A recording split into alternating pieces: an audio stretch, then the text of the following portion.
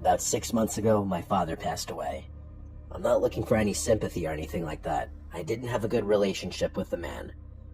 He wasn't a bad guy, he just didn't know how to be a proper father to me specifically. At a very young age, I realized that I was nothing like him. I knew I wasn't going to become the person he wanted me to be, and I know that bothered him, even if it was just subconscious. Fast forward to 6 months ago when my father passed, and I was surprised to see that he left me his cabin in his will.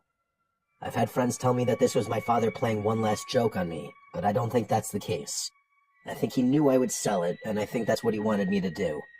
After some of the boring paperwork details, I was told that, to sell it, I needed to go and clean it up and maybe fix some of the things that needed work.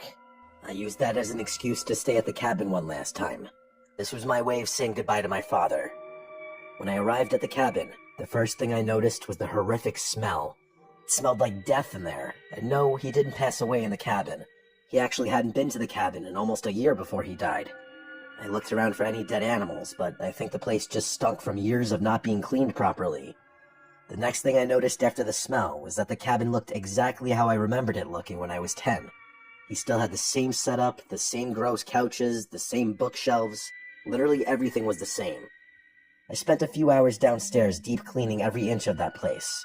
Luckily, my father fixed the roof a few years ago, so that was the one thing I didn't need to worry about.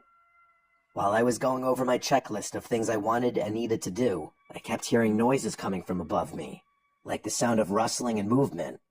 That's when I remembered that he had an attic in this cabin. Attic might be a stretch. It's really like a mix of an attic and a crawl space, almost like it doesn't know exactly what it wants to be. There's a back hallway in the cabin, and located on the ceiling in the back hall is a pull-down cord.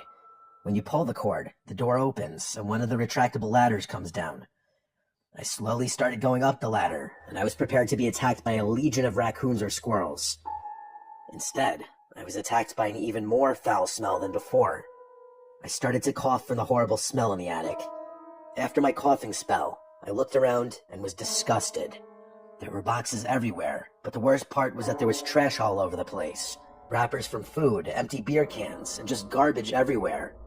I knew my dad was not the cleanest person, but I also didn't think my dad was this messy and disgusting. I picked up some of the trash, but I only stayed up there for a little bit. The smell was horrible, and I was tired from cleaning downstairs. I wasn't mentally prepared to go through all the boxes and deal with the upstairs at that moment. I took out a bunch of trash and decided that I would clean upstairs tomorrow. Not long after, I went to bed. I put some of my clean sheets on his bed and slept in his old room. I woke up during the night because I thought I heard the sound of rustling again. I started to think that maybe the walls had some kind of animal infestation.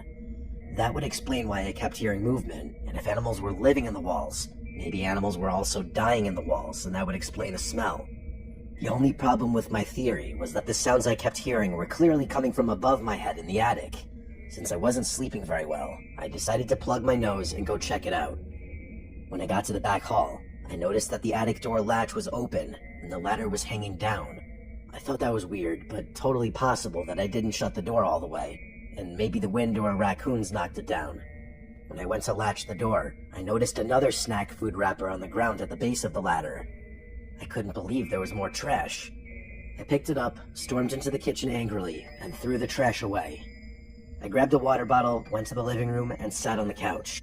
It was dark in the living room, and I knew I wasn't going to fall asleep again, so I decided to stay awake. He had a small end table next to the couch with a little lamp on it. I turned on the lamp, and it wasn't very strong. It was a low orange light, but it was enough for right now. Just enough so I didn't have to sit in complete darkness. I started to think about my father. Then I started thinking about my father in this cabin. I was thinking to myself, why would he ever hang out in that nasty, dirty attic when he has the entire cabin to himself? Even though the cabin was disgusting, it was a lot nicer than a dirty attic.